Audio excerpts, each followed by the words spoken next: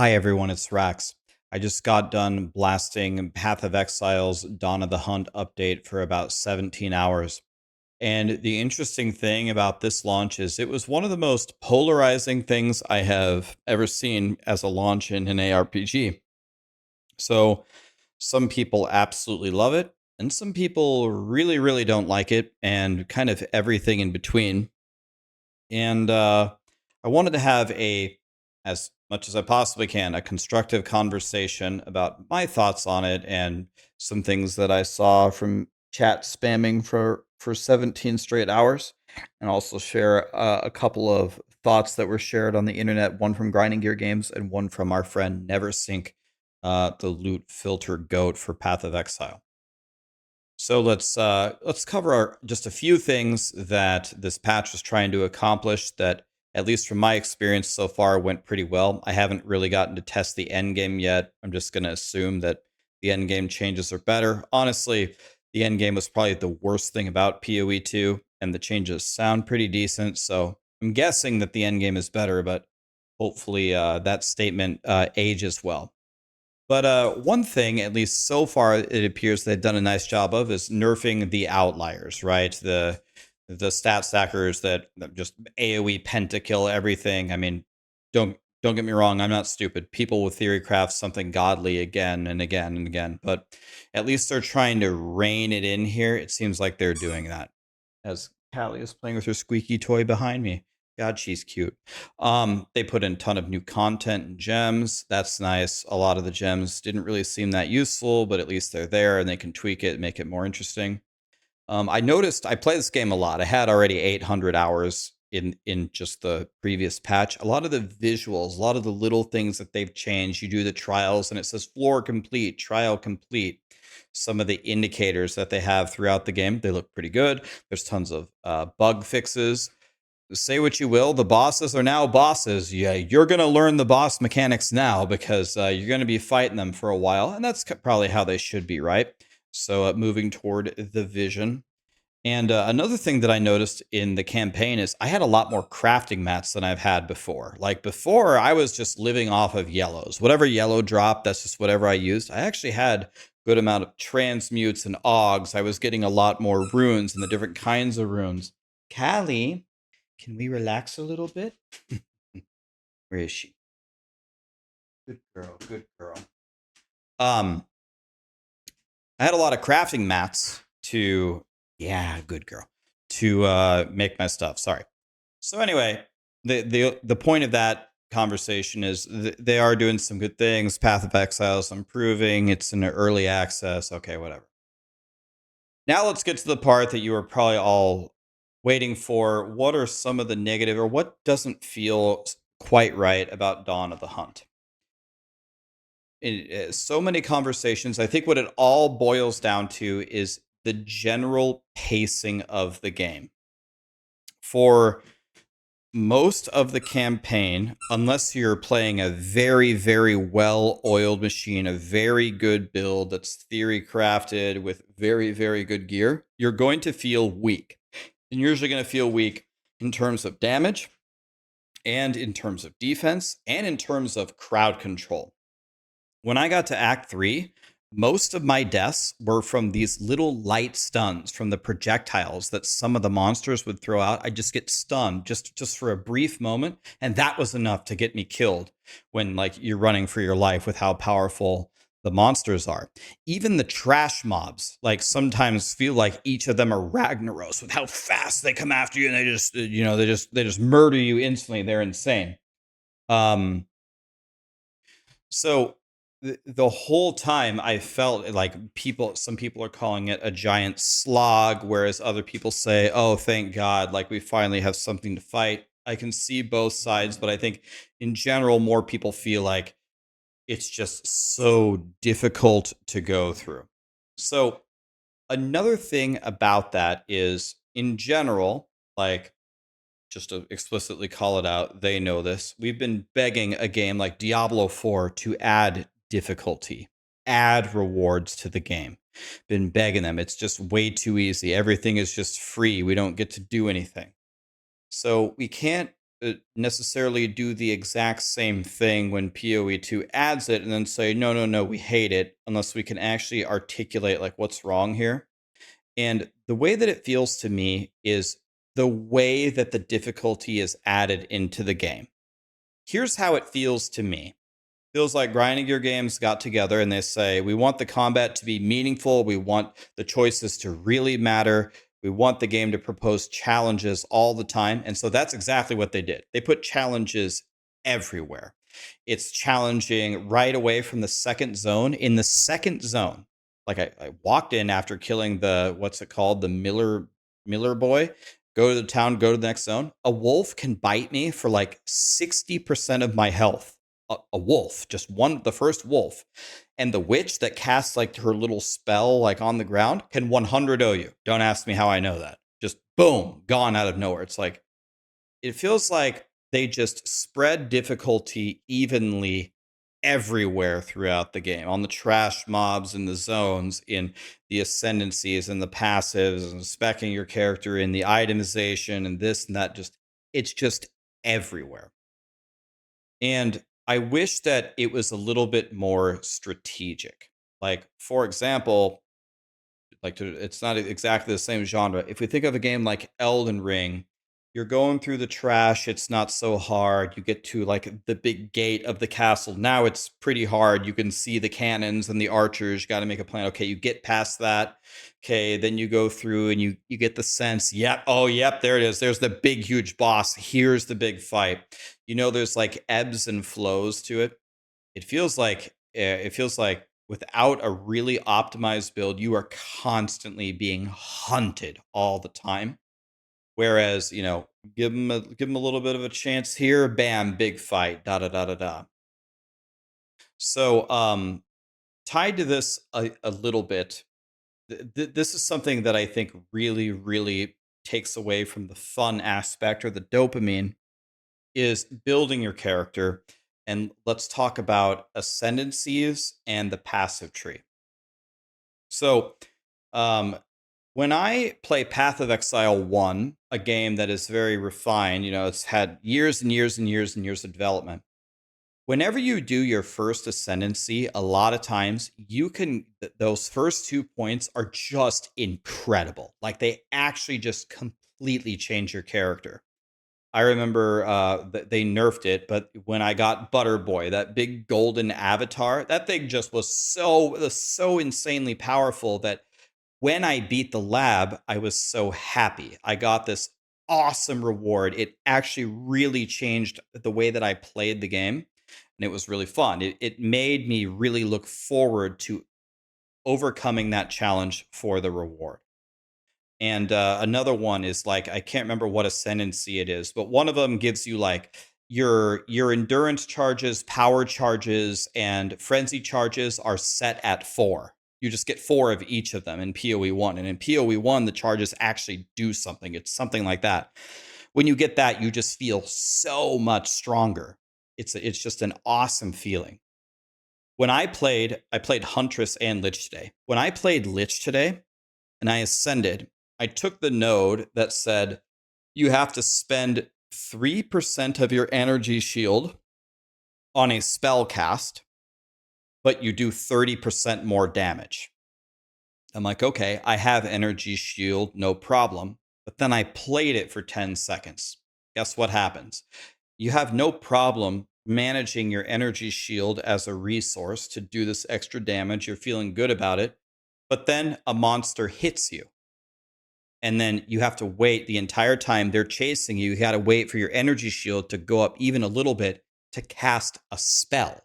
You can't even cast a spell until you gain that little energy shield back. If you run over a patch of fire or a poison or you get hit by an arrow, you have to wait the full duration again. And when you do your first ascendancy, you don't have all the faster start of energy shield recharge nodes. You don't have them. So it takes forever for your energy shield to even recharge. So you say, well, Rax, you're a dumbass. Don't take that one first then. Okay, well, it is at the beginning of the tree, but you're fine. You're right. So I unspec'd it.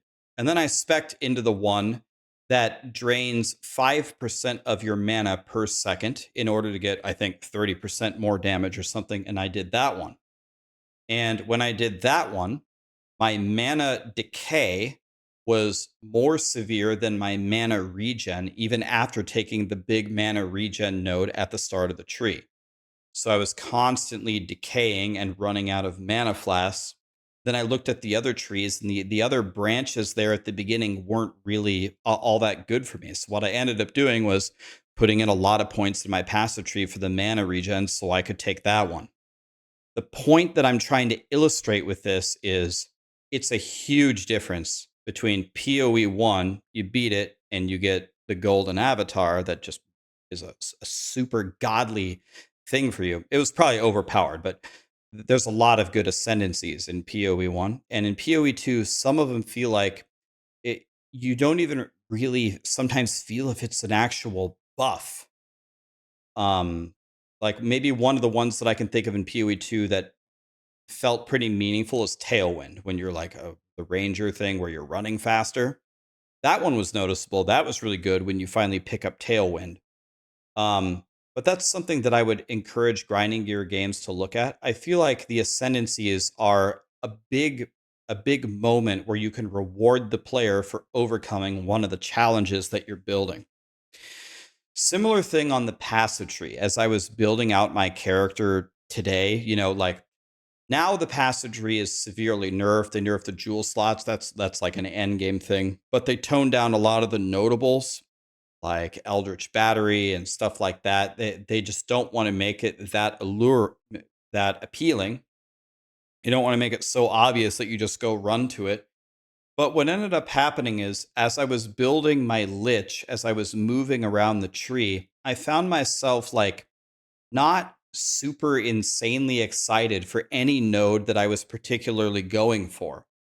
So the really good ones are really far away, and the close ones were mostly just small little chunks of additive damage. Now, here's what I don't want the opposite of that. I don't want everything to be a super god tier notable that you just take and you're a god and then you're hitting for trillions of damage and the game is trivial and there's no challenge. I don't want that either. But what I am saying is I I I would love to actually feel more enjoyment going through the passive tree and being like, "Oh, I finally hit this." I do notice a significant boost in my damage now. I really wasn't feeling that way. And maybe that's in combination with the overall difficulty of the game. So, what I'm trying to do is I'm trying to give like some more in-depth constructive feedback as to why some people are feeling that the game is kind of a slog as people are putting it. One thing I can tell you for sure, this is not up for debate. It's a fact. I can show you right here. Grinding Gear Games at least agrees that a lot of people are not liking it because they just released this hotfix. And essentially, what it says, there's a lot of words here. Essentially, what it says is in the first 3 acts of the campaign, all monsters now have 25% less life. It's actually really funny because they actually just spawn with that part of their life bar missing. So, what's that support gem? Ambush, or if you're specking to like damage on full life of enemies on your tree, you might want to reconsider that.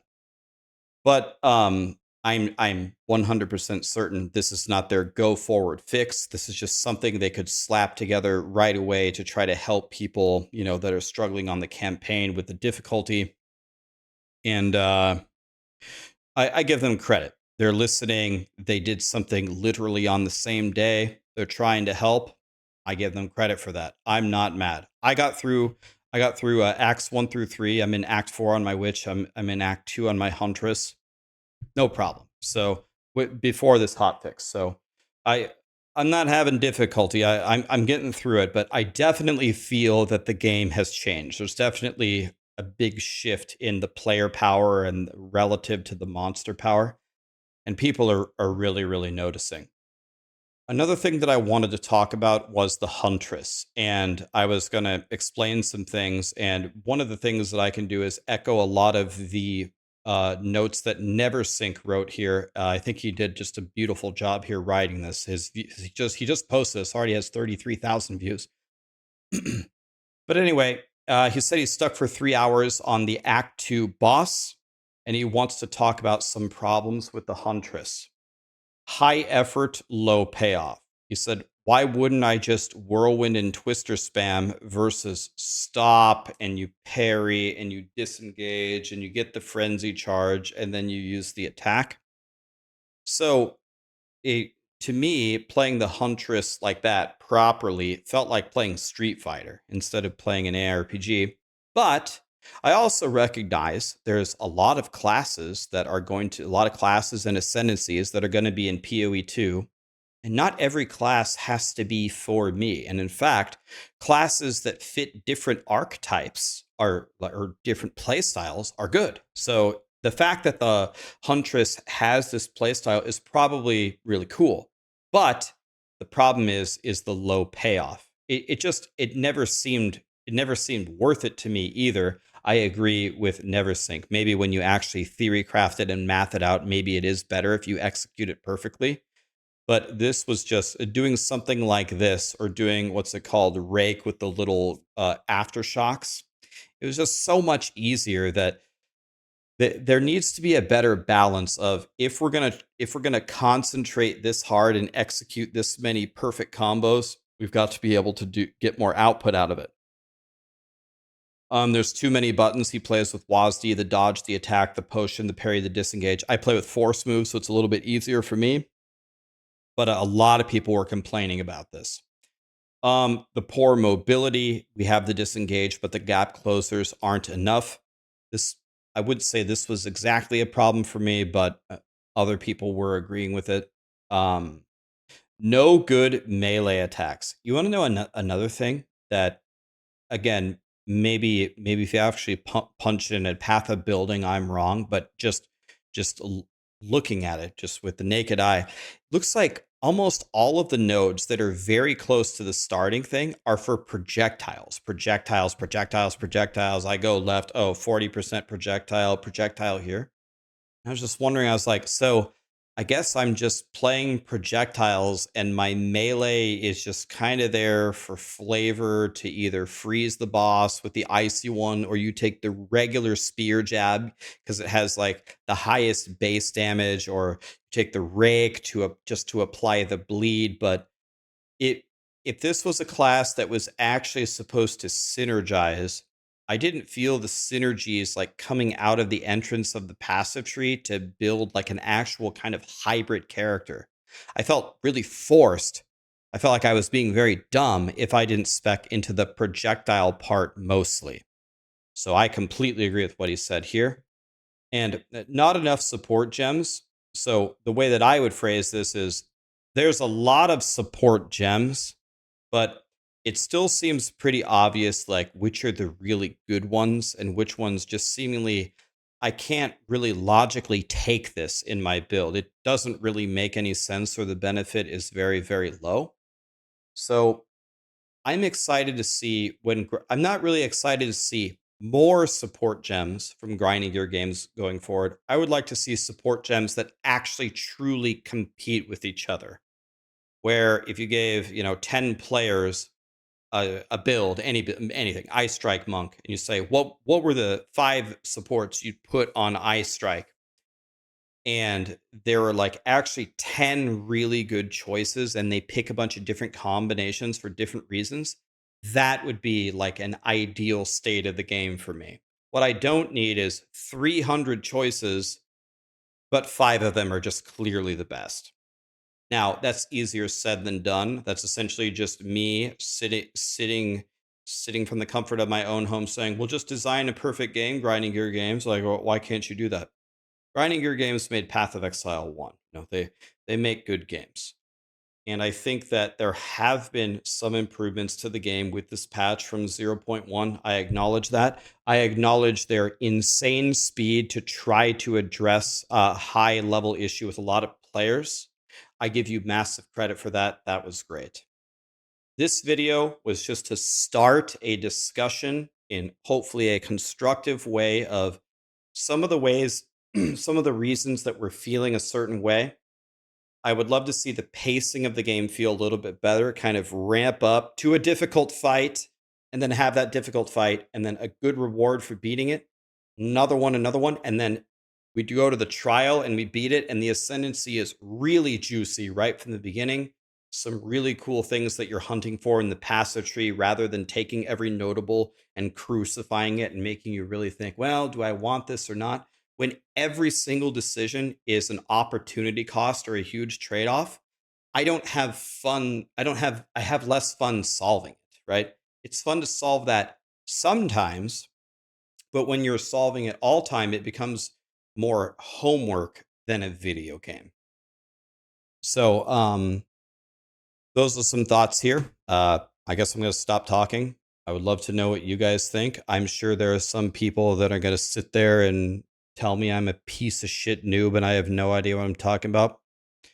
That's fine. It's whatever. But love to hear what you guys think, and I am looking forward to the future development of POE2. I'm I'm still pretty confident by the launch it's going to be a great game. Not worried at all, and the journey will continue. I'm going to go back on the Huntress tomorrow. Let's see how good of a build we can make. Thank you.